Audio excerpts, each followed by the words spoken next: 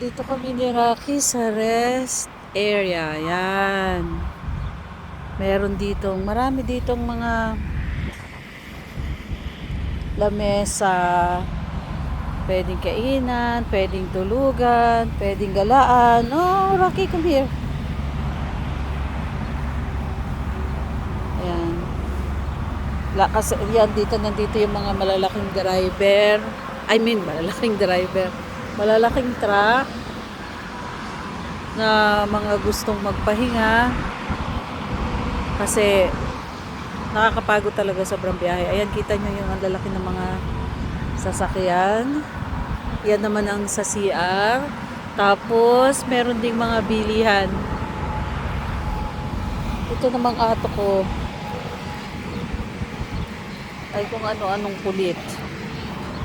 Rocky.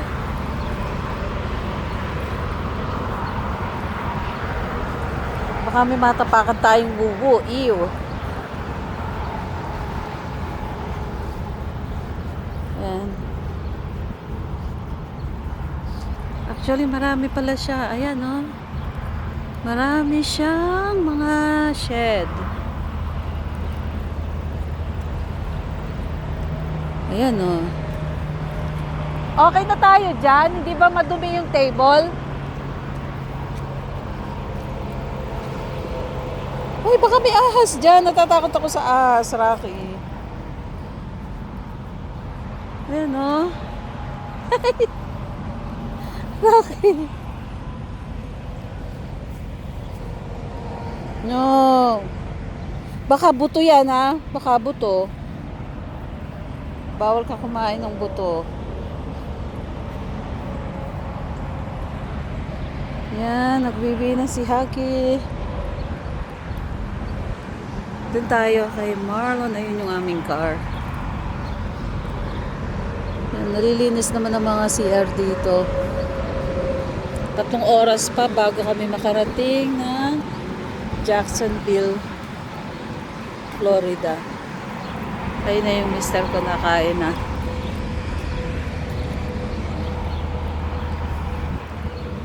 Bakit dyan tayo? Kasi baka may bubo.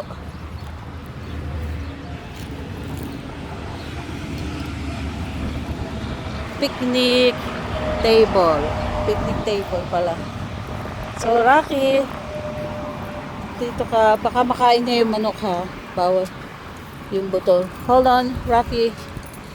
Para malawak-lawak. Makapag-stretch din si Haki.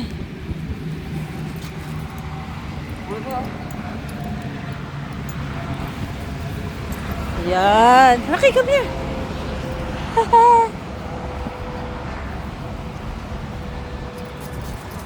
Nangangain ng manok. Bawal siya ng buto, ha? Ay, nakakapagod.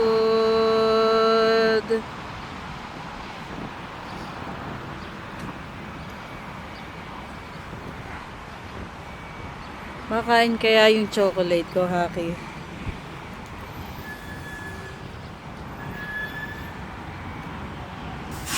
Grabe, lalaking mga sasakyan. May? Oo, kaya lang itong tabi medyo madumi yung table. Pero doon, ang dami ayan, oh. Ang dami. So, yung iba nga nakita ko doon sa dinaanan, natutulog sila sa lamesa eh.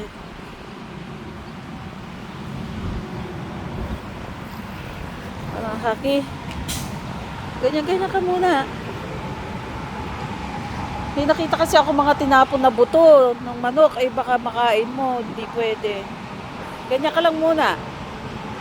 Okay? Oh. Ano?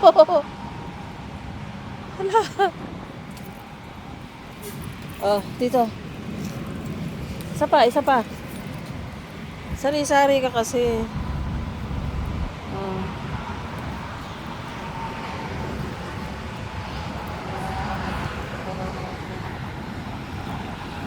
Mamaya ka na uminom sa sasakyan, Haki. Haki, ano yan? Nangangay ka ng damo?